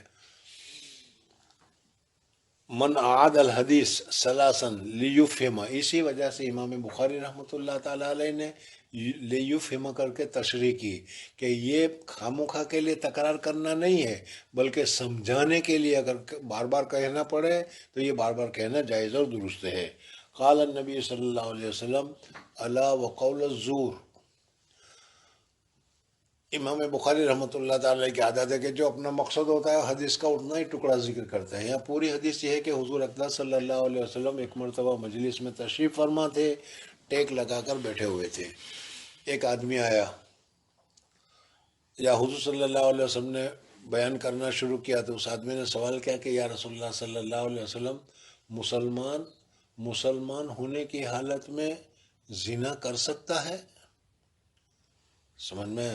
حضور اقدس صلی اللہ علیہ وسلم نے فرمایا کہ مسلمان ایمان ہونے کے باوجود ایمان کی حالت میں بھی کبھی نفسانی خواہش کے دباؤ میں آ کر زنا کر لے تو زنا کر سکتا ہے۔ کسی نے کہتا چوری کر سکتا ہے، حضور صلی اللہ علیہ وسلم نے فرمایا کہ ہاں، لالچ میں آ کر مسلمان ایمان کی حالت میں بھی چوری کر سکتا ہے۔ یعنی مسلمان کا ایمان کا تقاضا تو یہ ہے کہ اللہ نے جن چیزوں سے منع کیا ہے اس کی طرف جاوے ہی نہ، سب سے اعلیٰ درجہ ہے۔ لیکن اگر کبھی اس کے ایمان کے اوپر اس کا شہوت کا یا غلبہ یا کیا ہے لالچ یا اس کا غلبہ وغیرہ ایسا آ جائے کہ جس کی وجہ سے اگر غلط کام کر لے تو غلط کام کرنے کی وجہ سے ایمان سے خارج نہیں ہو جائے گا، ایمان تو رہے گا اس کا۔ مسلمان ہے تو مسلمان ہونے کی حالت میں چوری بھی کر سکتا ہے، زنا بھی کر سکتا ہے، یہ بھی کر سکتا ہے، وہ بھی کر سکتا ہے۔ جو گناہ کی چیزیں ہیں وہ ساری حضور اقدس صلی اللہ علیہ وسلم کے سامنے پیش کی گئی۔ حضور اقدس صلی اللہ علیہ وسلم نے فرمایا کہ ہاں بھائی، مسلمان ہونے کی حالت میں آدمی چوری بھی کر سکتا ہے، مسلمان زنا بھی کر سکتا ہے، مسلمان شراب بھی پی سکتا ہے، مسلمان یہ کام بھی کر سکتا ہے، یہ کام بھی کر سکتا ہے، یہ کام بھی کر سکتا ہے، یہ سب بتا رہے تھے۔ اتنے میں کسی نے پوچھا کہ مسلمان ہونے کی حالت میں جھوٹ بول سکتا ہے یا نہیں؟ سمجھ میں آ گیا؟ حضور اقدس صلی اللہ علیہ وسلم ٹیک لگا کر بیٹھے تھے، وہ سیدھے بیٹھ گئے اور کہا کہ مسلمان ہونے کی حالت میں جھوٹ نہیں بول سکتا۔ مسلمان جب اقرار کرتا ہے لا الہ الا اللہ محمد رسول اللہ، جس منہ سے اللہ کی وحدانیت کا اقرار کرتا ہے، جس منہ سے حضور کی رسالت کا اقرار کرتا ہے، اس منہ سے وہ جھوٹا نہیں ہو سکتا، وہ جھوٹ نہیں بول سکتا۔ یعنی اس کو کسی حالت میں بھی جھوٹ نہیں بولنا چاہیے۔ اور اس کو سمجھانے کے لیے حضور اقدس صلی اللہ علیہ وسلم نے فرمایا وقول الزور، اور جھوٹی بات اور جھوٹی بات اور جھوٹی بات اور جھوٹی بات بار بار کہتے رہے، حتیٰ کہ صحابہ کرام رضوان اللہ تعالیٰ علیہ مجمعین نے فرمایا کہ یا رسول اللہ صلی اللہ علیہ وسلم، ہمیں سمجھ میں آ گیا کہ جھوٹ کتنا برا ہے، اس سے کتنا بچنا چاہیے، ہم بچیں گے۔ آپ بار بار تکرار کر کے، بار بار اس کو ذکر کر کے کیا ہے تکلیف نہ اٹھائیے، ہم جھوٹ کو نہیں بولیں گے۔ الا وقول الزور فما زال یکررھا، اور حضور اقدس صلی اللہ علیہ وسلم اس جملے کو قول الزور قول الزور قول الزور کو بار بار ارشاد فرماتے رہے. تو یہ بار بار ارشاد فرمانا سمجھانے کے لیے تھا. تو ترجمۃ الباب ثابت ہو گیا کہ کسی بات کو سمجھانے کے لیے بار بار ذکر کیا جائے، 2 مرتبہ ذکر کیا جائے، 3 مرتبہ ذکر کیا جائے تو یہ جائز اور درست ہے. سمجھ میں آ گیا؟ قال ابن عمر، حضرت عبداللہ ابن عمر رضی اللہ تعالیٰ عنہ فرماتے ہیں کہ حجۃ الوداع کے موقع پر حضور اقدس صلی اللہ علیہ وسلم نے مینا میں تقریر فرمائی، اور وہ بڑی مفصل تقریر ہے جو حجۃ الوداع میں فرمائی. اس کا بہت تذکرہ آئے گا. اس میں حضور صلی اللہ علیہ وسلم نے پوچھا کہ بھائی آج کا مہینہ کون سا ہے، آج کا دن کون سا ہے، آج کا وقت کون سا ہے. یاد آ گیا پورا؟ سمجھ میں آ گیا نا؟ اس میں حضور اقدس صلی اللہ علیہ وسلم نے کہا کہ دیکھو ہو سکتا ہے کہ آج کے بعد پھر میں آئندہ حج میں نہ آ سکوں. اس وجہ سے یہ بات جو ابھی تم نے سنی ہے، سمجھ میں آیا؟ پہلے تو بتایا کہ اللہ تعالیٰ نے مجھے رسول بنا کر بھیجا اور میرا کام تھا پیغام پہنچانا، میرا کام تھا اللہ کے حدیث، اللہ کے وحی کو تمہارے سامنے پیش کرنا. حل بلغ تو حل بلغ تو حل بلغ تو، میں نے یہ ڈیوٹی پوری طریقے سے ادا کی یا نہیں کی، بتاؤ. تو جتنے صحابی تھے ان سب نے کہا کہ آپ نے پورا حق ادا کر دیا، اللہ کی کسی بات کو بھی آپ نے نہیں چھپایا، بلکہ جو بھی وحی آئی سارا کا سارا آپ نے بتا دیا. حضور اقدس صلی اللہ علیہ وسلم نے جب یہ سنا تو پھر یہ فرمایا اللہ تبارک و تعالیٰ کی طرف سے اشارہ کر کے، اللہم اشہد، یہ اللہ گواہ رہنا، یہ اللہ گواہ رہنا، یہ اللہ گواہ رہنا کہ یہ امت کہہ رہی ہے کہ میں نے آپ کی وحی کو پورا پہنچا دیا. اور یہ اس وجہ سے کیا کہ قیامت میں تفصیلات آ رہی وہاں پر، قیامت میں اللہ تبارک و تعالیٰ کافروں سے پوچھیں گے کہ تمہارے پاس ہمارا رسول آیا تھا کہ نہیں. تو اس وقت یہ لوگ کافر لوگ کہہ دیں گے ہمارے پاس تو کوئی رسول آیا ہی نہیں، اگر رسول آیا ہوتا تو ہم اس کی بات مان کر ایمان لے آتے. اس لیے حضور صلی اللہ علیہ وسلم نے فرمایا کہ اللہ گواہ رہنا، یہ میری امت جو ہے ابھی اقرار کر رہی ہے کہ میں نے پوری گواہی پہنچا دی. پھر اس کے بعد حضور اقدس صلی اللہ علیہ وسلم نے فرمایا کہ اس وقت جو حضرات یہاں موجود ہے، بہت سے حضرات 1,24,000 صحابی اس وقت موجود تھے عرفات کے میدان میں، لیکن دوسرے بہت باقی بھی تھے، اور ان باقی کے علاوہ وہ لوگ بھی تھے جو ابھی تک آئے نہیں جیسے ہم لوگ. تو اس لیے حضور اقدس صلی اللہ علیہ وسلم نے فرمایا فَلْيُبَلِّغُ الشَّاهِدُ الْغَائِبُ، جو اس وقت موجود ہیں وہ جو لوگ نہیں ہیں ان کو پہنچا دے. اور صحابہ نے وہ عمل کیا، تابعی تک پہنچایا، تابعین نے عمل کیا، تابعی تک پہنچایا، اور تابعین نے بھی عمل کیا، ہمارے اساتذہ تک پہنچایا، اور ہمارے اساتذہ نے ہمیں پہنچایا، اور اب ہم تمہارے سامنے پیش کر رہے ہیں. یہ حضور صلی اللہ علیہ وسلم نے 3 مرتبہ کہا فَلْيُبَلِّغُ الشَّاهِدُ الْغَائِبُ. تو چونکہ اہتمام تھا اس وجہ سے سمجھانے کے لیے حضور صلی اللہ علیہ وسلم نے حل بلغ تو حل بلغ تو حل بلغ تو یہ 3 مرتبہ کہا. تو معلوم ہوا کہ ضرورت ہو تو تکرار کرنا، ضرورت ہو تو بار بار کہنا، ضرورت ہو تو بار بار پوچھنا جائز اور درست ہے. انس رضی اللہ تعالیٰ عنہ نے نبی صلی اللہ علیہ وسلم انہو کان اذا تکلم بکلمت اعادها ثلاثا، حضور صلی اللہ علیہ وسلم جب بات فرماتے تھے تو حضور اقدس صلی اللہ علیہ وسلم بات کو متعدد بار فرمایا کرتے تھے، 3 مرتبہ ذکر کیا کرتے تھے. اس حدیث کا مطلب یہ ہے کہ حضور صلی اللہ علیہ وسلم کے زمانے میں تو مائک وغیرہ نہیں تھا کہ جس کی وجہ سے دور تک آواز پہنچ سکے. اس وجہ سے جب بڑا مجمع ہوتا تھا تو حضور صلی اللہ علیہ وسلم داہنی طرف 1 مرتبہ کہہ کر بتلاتے تھے تاکہ داہنی طرف والے اچھی طریقے سے سن لے، پھر سامنے والے کی طرف 1 مرتبہ کہہ کر سناتے تھے تاکہ سامنے والے اچھی طریقے سے سن لے، پھر بائیں طرف سناتے تھے تاکہ بائیں طرف والے اس طریقے سے سن لے. اس طریقے سے حضور اقدس صلی اللہ علیہ وسلم 3 مرتبہ جب بھی بات فرمایا کرتے تھے، اور ایسی اہم بات ہوتی تھی تو 3 مرتبہ فرمایا کرتے تھے. یہ نہیں کہ بغیر ضرورت کے 3 مرتبہ بولتا ہے، یہ تو اچھی بات نہیں ہے، ضرورت کی وجہ سے، اور یہ ضرورت اس طریقے سے ہے. بات شورا فرماتے ہیں کہ بڑا مجمع لگا ہوا ہے، مسجد نبوی مثلا بھری ہوئی ہے، اور حضور اقدس صلی اللہ علیہ وسلم تشریف لائے. تو تشریف لاتے ہی ایک مرتبہ سلام کیا، پھر درمیان میں گئے تو ان کو دوسری مرتبہ سلام کیا، اس لیے کہ وہ سلام کا جواب ان کو پہنچا نہیں تھا، اور پھر جب آگے گئے تو ان لوگوں نے بھی سلام سنا نہیں تھا، تو اس طریقے سے وہاں سلام کیا. تو اس طریقے سے حضور اقدس صلی اللہ علیہ وسلم سلام کرتے تھے تو 3 مرتبہ کرتے تھے. 2 باتیں ہو گئی. تیسری بات، حضور اقدس صلی اللہ علیہ وسلم نے حکم فرمایا تھا کہ اگر تم کسی کے گھر جاؤ تو سلام کرو. ایک مرتبہ سلام آنے کا، دوسری مرتبہ سلام بیٹھنے کا، اور تیسری مرتبہ سلام رخصتی کا. ایک تو یہ بھی ہے.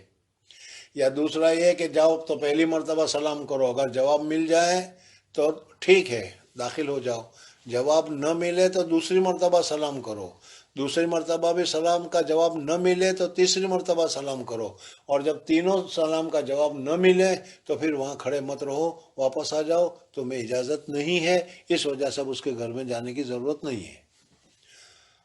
یہاں پر بھی ہماری کوتاہی ہے، اور یہ ہے کہ دروازے پر جا کر کھڑے نہیں ہوتے، دروازہ کھول کر اندر گھس جاتے ہیں، اور گھس جا کر پوچھتے ہیں ارے کوئی ہے، حالانکہ پہلے باہر سے پوچھنا چاہیے تھا کہ میں آؤں، میں داخل ہو سکتا ہوں یا نہیں. داخل تو ہو گئے اور پھر کہتے ہیں میں آؤں. بھائی داخل ہو گئے، اب میں آؤں کا کیا مطلب؟ سمجھ میں آ گیا. تو حضور صلی اللہ علیہ وسلم اس طریقے سے 3 مرتبہ سلام کیا کرتے تھے. یعنی نبی صلی اللہ علیہ وسلم کان اذا تکلم بکلمۃ اعادها ثلاثا حتی تفهم عنہ، یہاں تک کہ 3 مرتبہ سمجھانے کے لیے کہتے تھے. وَإِذَا أَتَى عَلَىٰ قَوْمٍ، اور جب حضور صلی اللہ علیہ وسلم کسی قوم کے پاس آتے تھے، فَسَلَّمَ عَلَيْهِمْ، پس ان کے اوپر سلام کرتے تھے. سلم علیہم ثلاثا، حضور صلی اللہ علیہ وسلم 3 مرتبہ سلام کرتے تھے، ابتدا میں، درمیان میں جا کر، اور پھر وہاں اسٹیج کے پاس جا کر، تاکہ اچھی طریقے سے سب کو حضور صلی اللہ علیہ وسلم کا سلام پہنچ جائے. چوتھی حدیث، 5ویں حدیث، ان عبداللہ ابن عمرو رضی اللہ تعالیٰ عنہ. یہ حدیث تمہارے سامنے پہلے گزر گئی تھی کہ حضور اقدس صلی اللہ علیہ وسلم کے ساتھ یہ لوگ ایک مرتبہ سفر میں تھے، عصر کی نماز کا وقت آ گیا، جلدی جلدی انہوں نے وضو کیا، اور وضو کرنے کی وجہ سے کیا ہے پاؤں کو اچھی طریقے سے نہیں دھویا. تو حضور اقدس صلی اللہ علیہ وسلم نے ویل للعقاب من النار، ویل للعقاب من النار، ویل للعقاب من النار کا 3 مرتبہ اعلان فرمایا. یعنی بھائی جن لوگوں نے پاؤں کو اچھی طریقے سے نہیں دھویا ہے، جن کی ایڑیاں خشک رہ گئی ہے، ان کو جہنم کی ہلاکت ہے. یہ حضور صلی اللہ علیہ وسلم نے 3 مرتبہ فرمایا، تاکہ صحابہ کو اچھی طریقے سے سمجھ میں آ جائے کہ پاؤں بھی اچھی طریقے سے دھونا ضروری ہے، کچھ بھی حصہ اس کا باقی نہیں رہنا چاہیے. ان عبداللہ ابن عمرو رضی اللہ تعالیٰ عنہ قال، پیچھے رہ گئے حضور اقدس صلی اللہ علیہ وسلم فی سفرین، سافر نہ ہو، ایک سفر میں جس میں ہم نے حضور صلی اللہ علیہ وسلم کے ساتھ سفر کیا تھا. فادرکنا وقد ارحقنا الصلاۃ، اور ہم کو نماز کا وقت پا لیا، قریب ہو گیا، نماز کا وقت قریب آ گیا. صلاۃ العصر، اور یہ نماز عصر کی نماز تھی. وَنَحْنُ نَتَوَضَّأُ، اور ہم وضو کر رہے تھے، اور وضو کرنے کے سلسلے میں بہت ہی مختصر سا پانی ہم بہا رہے تھے اپنے پاؤں پر. بس آواز دی بے اعلیٰ صوت ہی، اونچی آواز کے ساتھ، وَيْلٌ لِلْعَقَابِ مِنَ النَّارِ، 1 مرتبہ کہا، 2 مرتبہ کہا، یا 3 مرتبہ کہا. تو حضور صلی اللہ علیہ وسلم نے یہاں پر تکرار کیا تاکہ لوگوں کو معلوم ہو جائے کہ ضرورت ہو تو 3 مرتبہ اعلان کرنا یہ درست ہے. جی. قال رحمه الله باب تعليم الرجل امته واهله. وبه قال حدثنا محمد هو ابن السلام قال اخبرنا المحاربي قال حدثنا صالح بن هيان قال عامر الشعبي قال حدثني ابو بردان ابي قال قال رسول الله صلى الله عليه وسلم 3 لهم اجران، رجل من اهل الكتاب امن بنبيه وامن بمحمد صلى الله عليه وسلم والعبد المملوك اذا ادى حق الله وحق مواليه، ورجل كانت عنده امه يطأها فادبها فاحسن تأديبها وعلمها فاحسن تعليمها ثم عتقها فتزوجها فلو اجران. ثم قال آمر اعطيناكها بغير شيء قد كان يركب فيما دونها الى المدينه. مصنف رحمۃ اللہ تعالیٰ علیہ نے یہاں پر ایک باب قائم کیا، تعلیم الرجل امتہ و اہلہ. حدیث پاک میں حضور اقدس صلی اللہ علیہ وسلم نے باندیوں کو بھی ادب سکھلانے کا، باندیوں کو بھی علم کا دینے کا حکم فرمایا ہے۔ علم ایسی چیز ہے کہ باندیوں کو بھی ہونا چاہیے۔ تو اس میں صرف باندی سے مراد صرف باندی ہو یہ نہیں ہے، بلکہ امام بخاری رحمۃ اللہ علیہ نے اہلہ کا لفظ بھی ذکر کر دیا، یعنی اپنی باندی کو بھی اور اپنی بیوی کو بھی اچھے تعلیم، اچھی تربیت، اچھے اخلاق وغیرہ دینے کی ذمہ داری مرد کے اوپر ہے۔ اس وجہ سے مردوں کو چاہیے کہ اپنی باندی کو بھی اور اپنی بیویوں کو بھی اچھی تعلیم اور اچھی تہذیب وغیرہ سکھلائیں، علم وغیرہ سکھلائیں، اور علم کے سیکھنے سکھانے کا کیا ہے اہتمام کرنا چاہیے۔ بیوی جب ساری قربانی کر کے تمہارے پاس آئی ہے، اپنے ماں باپ کو چھوڑ کر آئی ہے، گھر بار کو چھوڑ کر آئی ہے، تو پھر اس صورت میں تمہاری ذمہ داری ہے کہ اس کا تعلیم کا بھی انتظام کرو، اس کی تہذیب کا بھی انتظام کرو۔ اور باندھی وہ بھی تمہارے پاس رہتی ہے، تم اس سے فائدہ اٹھاتے ہو، تو پھر اس کے لیے تمہارے لیے لازم ہے کہ تم اس سے راحت حاصل کر رہے ہو تو تم کو اچھی تعلیم اور تربیت کرنی چاہیے، تاکہ جس کی وجہ سے عورت کے اخلاق بھی عمدہ ہو، عادات بھی عمدہ ہو، اور اس صورت میں کیا ہے وہ جنت کی حقدار بھی بنے، اور جنت کا حاصل کرنا بھی اس کے لیے آسان ہو جائے۔ اس وجہ سے اپنی بیوی کو بھی سکھلاؤ، اور اپنے گھریلو نوکر چاکر ہیں ان کو بھی اچھی تعلیم اور اچھی تربیت کا انتظام کرنا چاہیے۔ یہ مصنف رحمۃ اللہ علیہ نے ترجمۃ الباب میں ذکر کیا۔ بابن عزت کہاں گیا؟ بابن تعلیم الرجل امتہ، آدمی کا تعلیم دینا اپنی باندی کو اور تعلیم دینا اپنی اہلیہ کو، اپنے اہل و عیال کو، یہ آدمی کی ذمہ داری میں سے ہے اور یہ آدمی کو کرنا چاہیے۔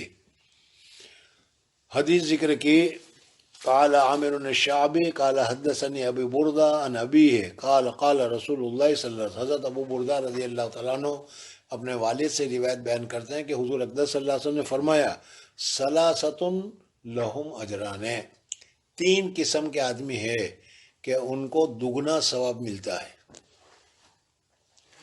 سب سے پہلے تو بات یہی ہے کہ آدمی جو عمل کرتا ہے اس عمل کا اس کو ثواب ملتا ہے، لیکن ڈبل ثواب ملنا یا زیادہ ثواب ملنا یہ کس طریقے سے ہوتا ہے؟ تو ہماری طرف سے اس کا جواب یہ ہے کہ قرآن پاک میں بھی اور حدیث پاک میں بھی بعض چیزیں ایسی آئی ہے کہ جس کے کرنے کی وجہ سے ڈبل ثواب ملنے کا فرمایا گیا ہے۔ ازواج مطہرات کے لیے قرآن پاک میں کہا گیا ہے کہ تم عورتیں دوسری عورتوں کی طرح نہیں ہو، اگر تم کوئی ناراضگی اور گناہ کا کام کرو گی تو تم کو ڈبل سزا دی جائے گی، اس وجہ سے کہ نبیوں کے گھر والیاں ہو، تمہارے گھر میں ہر وقت وہی نازل ہوتی رہتی ہے، سمجھ میں؟ تو اس طریقے سے یہاں پر تین قسم کے آدمی کو بتایا گیا کہ جس کو دوہرا ثواب ہے۔ اور میں نے بتایا کہ پہلی بحث تو یہی ہے کہ یہ تین پر منحصر نہیں ہے، اس کے علاوہ بھی بعض چیزیں ایسی ہے کہ جس کے اوپر دوہرا ثواب ذکر کیا گیا ہے۔ فضائل رمضان میں، فضائل قرآن میں تم نے پڑھی ہوگی حدیث کہ جو آدمی رک رک کر مشقت کے ساتھ قرآن پڑھتا ہے اس کو بھی دوہرا ثواب ملتا ہے، ایک تو قرآن پڑھنے کا ثواب اور ایک رک رک کر پڑھنے کا ثواب، ڈبل ثواب اس کو بھی ملتا ہے۔ تو اللہ تبارک و تعالیٰ عطا فرماتے ہیں، تو یہاں پر ڈبل ثواب ملتا ہے، اور یہ تین پر منحصر نہیں ہے، تین کے علاوہ بھی اور چیز ہے، ایک بتایا۔ اب دوسرا سوال کہ ڈبل ثواب کس طرح ملتا ہے، کیوں ملتا ہے، کیسے ملتا ہے؟ سمجھ میں آ گیا؟ تو اس کا ایک جواب تو یہ کہ ابھی بتایا کہ حضور صلی اللہ علیہ وسلم نے اس میں بتایا کہ کہاں گیا، رجل ثلاثۃ لہم اجران، تین آدمی ایسے ہیں کہ ان کو دوہرا اجر ملے گا۔ رجل من اہل الکتاب، ایک تو وہ آدمی جو اہل کتاب میں سے ہو، اہل کتاب سے مراد یہاں پر جو کتاب اللہ تبارک و تعالیٰ نے نازل کی ہے، حضرت موسیٰ علیہ الصلوۃ والسلام پر، حضرت داؤد علیہ الصلوۃ والسلام پر، حضرت عیسیٰ علیہ الصلوۃ والسلام پر، حضور اقدس صلی اللہ علیہ وسلم پر، یا حضرت ابراہیم کے صحیفے وغیرہ، تو ان کو اہل کتاب سے تعبیر کیا جاتا ہے، یعنی وہ ہے کہ جن کو اللہ تبارک و تعالیٰ کی طرف سے کتاب دی گئی ہے۔ اہل کتاب کا معنی تو یہی، اور یہی صحیح بھی ہے، لیکن شرح اس میں اور تفصیل کرتے ہیں کہ اس سے مراد صرف حضرت عیسیٰ علیہ السلام کے ماننے والے ہیں، کیوں؟ اس وجہ سے کہ حضرت موسیٰ علیہ السلام جو کہ شریعت لے کر آئے تھے، لیکن حضرت عیسیٰ علیہ السلام کی وجہ سے حضرت موسیٰ علیہ السلام کی شریعت منسوخ ہو گئی، اور جب حضور صلی اللہ علیہ وسلم تشریف لائے تو حضور صلی اللہ علیہ وسلم کے تشریف لانے کی وجہ سے حضرت عیسیٰ علیہ السلام کی شریعت بھی منسوخ ہو گئی۔ سمجھ میں آ گیا؟ تو اہل کتاب سے کون مراد ہے؟ تو میں نے کہا کہ صحیح تو یہی ہے کہ اہل کتاب عام ہے، چاہے تو ان کی شریعت منسوخ ہوئی ہو یا نہ ہوئی ہو۔ اگر کوئی آدمی یہودی ہے اور وہ مسلمان ہوا، یا اگر کوئی آدمی کیا ہے کرسچن ہے اور وہ مسلمان ہوا، تو اس کو دوہرا ثواب ملے گا۔ کیوں ملے گا؟ ایک تو اس وجہ سے کہ وہ پہلے اپنے نبی کے اوپر ایمان لایا اور اب حضور صلی اللہ علیہ وسلم پر ایمان لایا، تو دو کام کیے، اس وجہ سے دو ثواب ملے اس کو۔ لیکن اس کے اوپر اشکال ہے، اور اشکال یہ ہے کہ دو کام میں دو ثواب ملنا تو ہوتا ہے، تو پھر اس میں تخصیص کون سی رہی؟ دو کام میں دو چیزیں، دو ثواب ملے، تو پھر دو ثواب تو ہر چیز میں جتنا کام کرو گے اتنا ثواب زیادہ ملے گا، تو پھر اس میں فلہم اجرانے کا مطلب کیا ہوا؟ تو اس کا جواب یہ ہے کہ یہاں پر چونکہ آدمی پہلے ایک دین کے اوپر تھا اور اس دین کو اپنے طور پر اس کو حق سمجھ رہا تھا، کتاب کو اللہ کی کتاب سمجھ رہا تھا، رسول کو اللہ کا رسول سمجھ رہا تھا، یہ دوسری بات رہی کہ وہ کینسل ہو گئے، لیکن سمجھ تو رہا تھا، اور ایسے وقت میں اس کو چھوڑ کر پھر نئے رسول کو اختیار کرنا ذرا بھاری پڑتا ہے۔ سمجھ میں آ گیا؟ نہیں سمجھ میں آیا ہو تو میں بتاتا ہوں، دیکھو، ایک تو ہمارے پاس علم ہے، سنت ہے، کیا ہے، کس طریقے سے کرنا چاہیے، شادی کے موقع پر کس طریقے سے کرنا چاہیے، غمی کے موقع پر کس طریقے سے کرنا چاہیے، شریعت کا حکم کیا ہے وہ ہم جانتے ہیں، پڑھا ہے، حدیث ہے۔ لیکن اس کے باوجود اپنے باپ دادا کے جو رواج ہمارے اندر چلے آ رہے ہیں، اگر وہ شریعت کے خلاف ہو تو اس کو چھوڑنا ہم کو بھاری پڑ جاتا ہے۔ سمجھ میں آیا کہ نہیں؟ تو ایسے وقت میں اگر وہ اپنے نفس کے اوپر جبر کر کے چھوڑتا ہے، اس وجہ سے اللہ تبارک و تعالیٰ اس کو دوہرا ثواب عطا فرماتے ہیں۔ فلہم اجران، کیوں؟ سمجھ میں آ گیا؟ اب یہ اجران ہر چیز میں ہوگا، نماز پڑھے گا تو 2 نماز کا ثواب، تسبیح پڑھے گا تو 2 تسبیح کا ثواب، قرآن پڑھے گا تو 2 قرآن کا ثواب، اس طریقے سے اس کا ثواب ڈبل ہوتا چلا جائے گا۔ ثلاثۃ، حضور اقدس صلی اللہ علیہ وسلم نے فرمایا کہ 3 آدمی ہے، لہم اجران، اس کو دوہرا ثواب ملے گا۔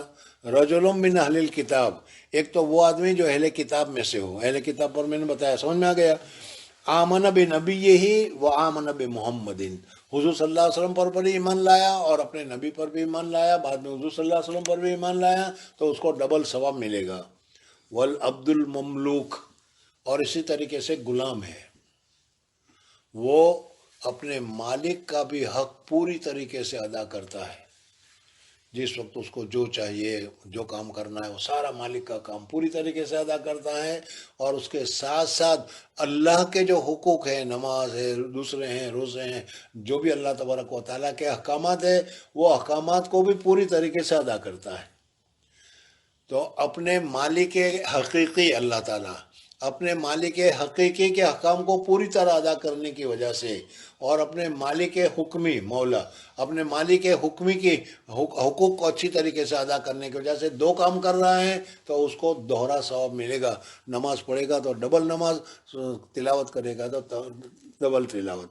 والعبد المملوک اذا ادا حق اللہ، جب اس نے اللہ کا حق ادا کیا، وہ حق و موالی ہی، اور اپنے مالک کا بھی حق ادا کر دیا، تو اس کو دوہرا ثواب ملے گا۔ 2 ہو گیا۔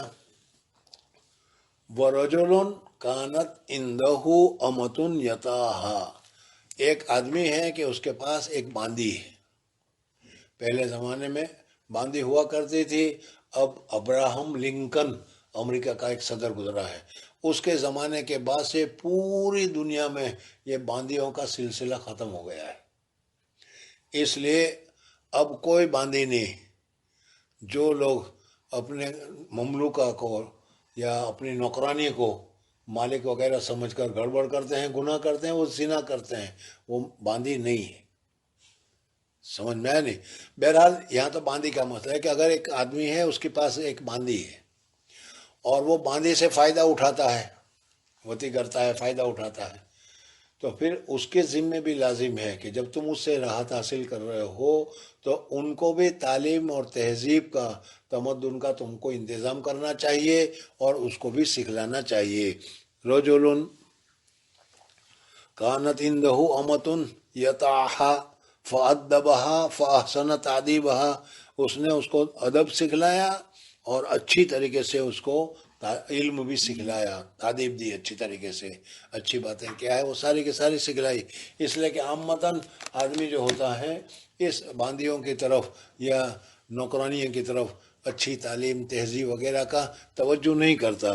फ़अहसन तालीमहा सुम्मा आतकहा फ़तज़व्वजहा, फिर उसने बांदे को आज़ाद भी कर दिया और आज़ाद करने के बाद फिर उसके साथ उसने शादी भी कर ली, तो इस आदमी को भी दोहरा सवाब मिलेगा। बांदे को सिखलाने की वजह से, अदब देने की वजह से, आज़ाद कर देने की वजह से, और फिर आज़ाद करने के बाद उसके साथ फिर अच्छा दर्जा देना, बीवी बनाकर रखना, इस बीवी बनाकर रखने की वजह से उसको दोहरा सवाब मिलेगा। फलहु अजराने, तो उसको दोहरा सवाब मिलेगा। सुम्म काल आमिर, मुसन्निफ रहमतुल्लाह अलैह ने जो सनद जिक्र की उस सनद को देख लो।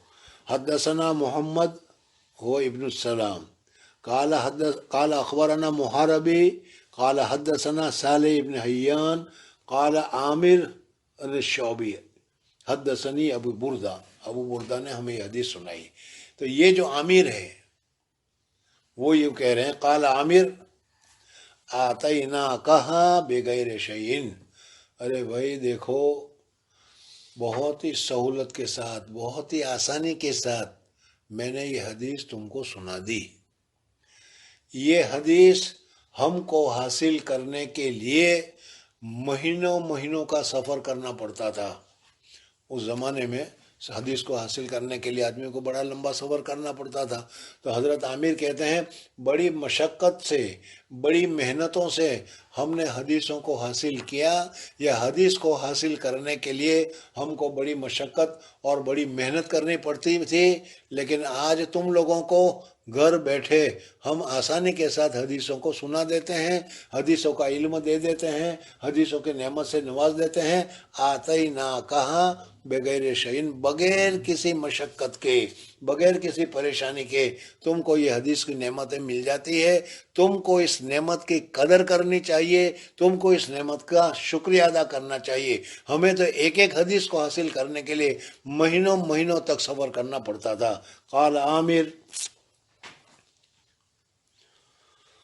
आतैना कहा, अता कर दिया हमने इस हदीस को बेगैर शैइन, बगैर मशक्क़त के, कद काना युरकबो, और हम लोगों को सवार होना पड़ता था, फीमा दूनहा इलल मदीना, इस किस्म के चीज़ों को हासिल करने के लिए मदीना मुनव्वरा तक हमको सफ़र करना पड़ता था और बड़ी मशक्क़तें उठानी पड़ती थी, तब जाकर हमको हदीसें मिला करती थी। जी।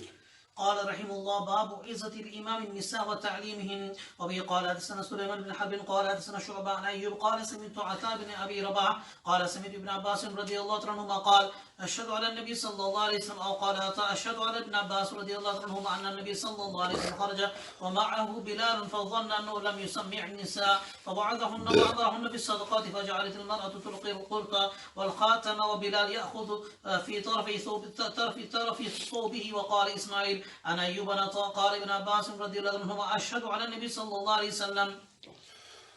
इससे पहले तुम्हारे सामने बाब आया था कि अपनी बीवी को तालीम करनी चाहिए, अपनी नौकरानियों को सिखलाना चाहिए। अब इमाम बुखारी रहमतुल्लाह अलैह और आगे बढ़कर कहते हैं कि अमीर को, बादशाह को, मुतवल्ली को या गांव के बड़े चौधरी की ये भी जिम्मेदारी है कि अपने ममलूका को, अपने महकूमों को, उसकी मर्दों को और उसकी औरतों की तालीम का इंतज़ाम करे। यानी दूसरे लफ्ज़ों में गवर्नमेंट की ज़िम्मेदारी है कि अपनी पब्लिक के लिए تعلیم اور تعلم کا اپنی پبلک کے لیے، چاہے وہ مرد ہو، یا اپنی پبلک کے لیے چاہے وہ عورتوں ہو، تعلیم کا انتظام کرنا چاہیے، تاکہ وہ علم کے زیورات سے، علم کی نعمت سے وہ مالا مال ہو۔ یہ بادشاہ کی بھی ذمہ داری ہے، حاکم کی بھی ذمہ داری ہے، بڑے لوگوں کی بھی ذمہ داری ہے۔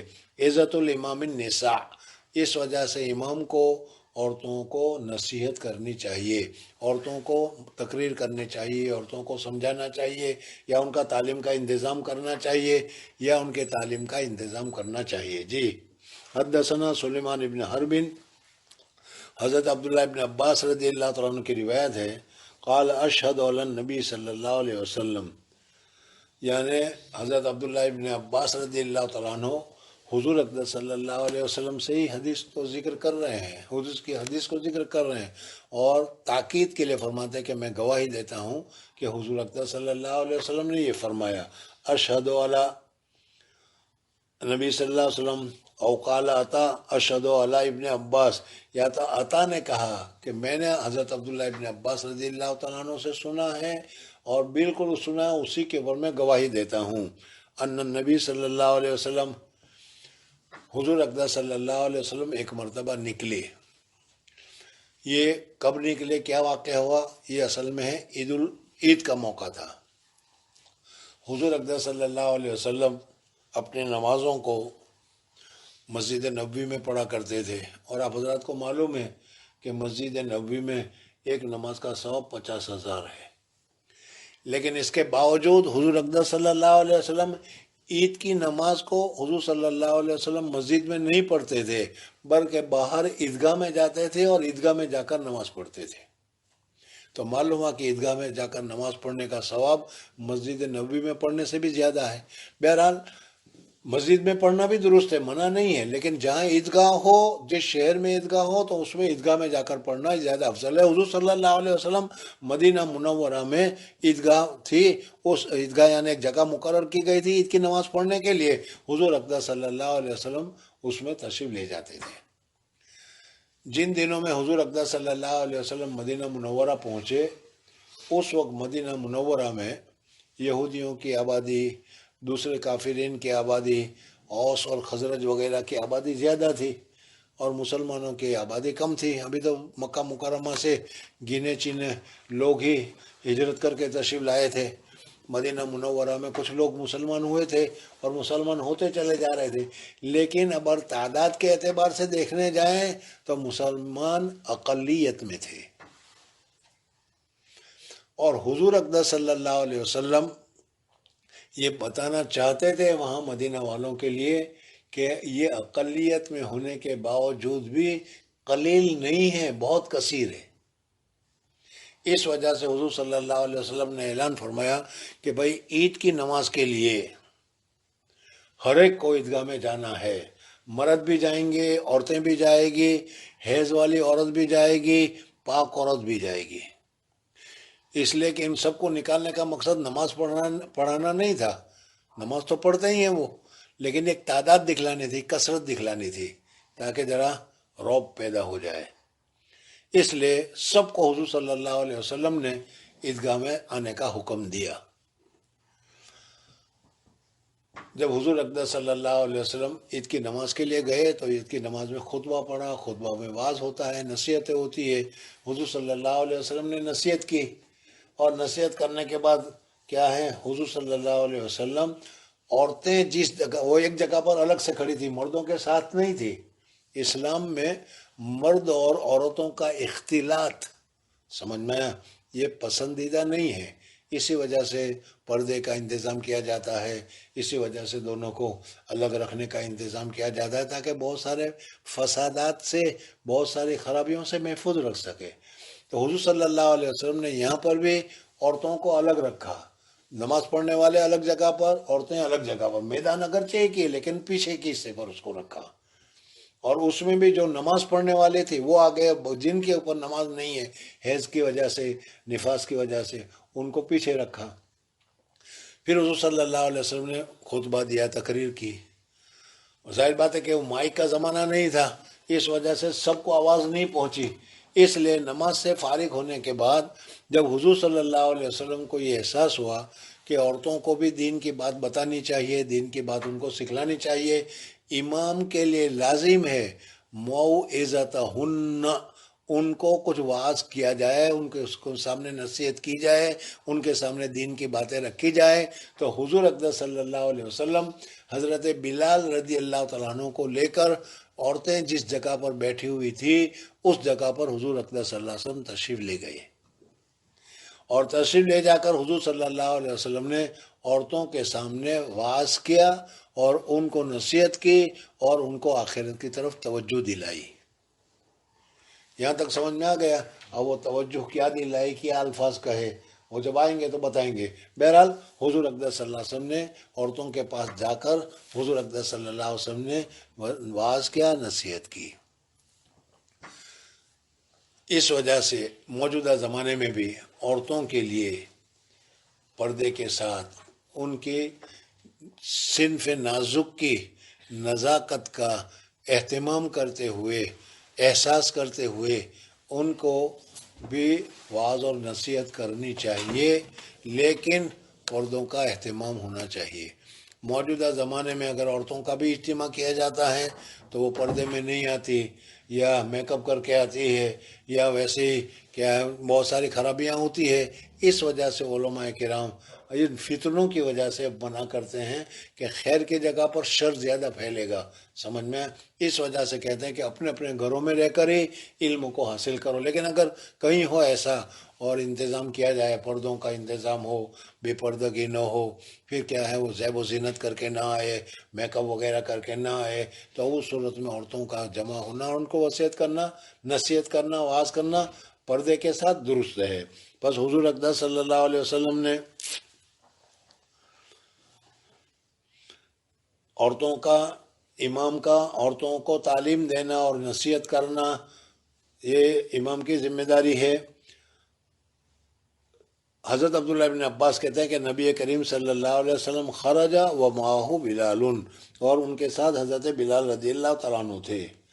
فظن انہ لم یسمع النساء، حضور اقدس صلی اللہ علیہ وسلم نے سمجھا کہ میں نے ابھی تقریر تو کی ہے، خطبہ پڑھا، لیکن وہ آواز عورتوں تک نہیں پہنچی، اس وجہ سے فوعظہن، حضور اقدس صلی اللہ علیہ وسلم عورتوں کے پاس گئے اور عورتوں کے پاس جا کر عید کے دن عورتوں کے پاس گئے اور عورتوں کے پاس جا کر حضور صلی اللہ علیہ وسلم نے واعظ کیا، وَأَمَرَهُنَّ بِالصَّدَقَةِ، اور حضور اقدس صلی اللہ علیہ وسلم نے عورتوں کو حکم دیا کہ وہ صدقہ کریں۔ یہ یہاں پر بھی حدیث میں اختصار ہو گیا ہے، مختصر ذکر کیا ہے۔ اصل میں حضور صلی اللہ علیہ وسلم نے وہاں جا کر کہا کہ عورتوں کی جماعت، میں نے جہنم میں تم کو بہت کثرت کے ساتھ دیکھا ہے۔ ایک عورت کھڑی ہو گئی، بھئی کیا بات ہے، ہم جہنم میں ہماری تعداد کیوں زیادہ ہوگی؟ تو کہا کہ کفر کی وجہ سے۔ عورت نے کہا کہ کیا ہم کفر اختیار کر لیں گے؟ کس وجہ سے؟ کہا کہ نہیں، تم شوہر کی ناشکری بہت کرتی ہو۔ یہ پوری حدیث ہے، سمجھ میں آئے نہیں؟ اور وہاں پر ہمیں بتاتے ہیں کہ اگر کسی عورت کو ساری زندگی اس کی ساری فرمائش پوری کرتے رہو، لیکن ایک فرمائش کسی وجہ سے پوری نہیں کی جائے گی، سب پر پانی پھر جائے گا، اور وہ یہی کہے گی کہ میں تیرے پاس آ کر مجھے ملا کیا، 2 چیچڑے اور 2 ٹھکرے، سمجھ میں؟ یہ ناشکری ہے، عورتوں میں ناشکری زیادہ پائی جاتی ہے۔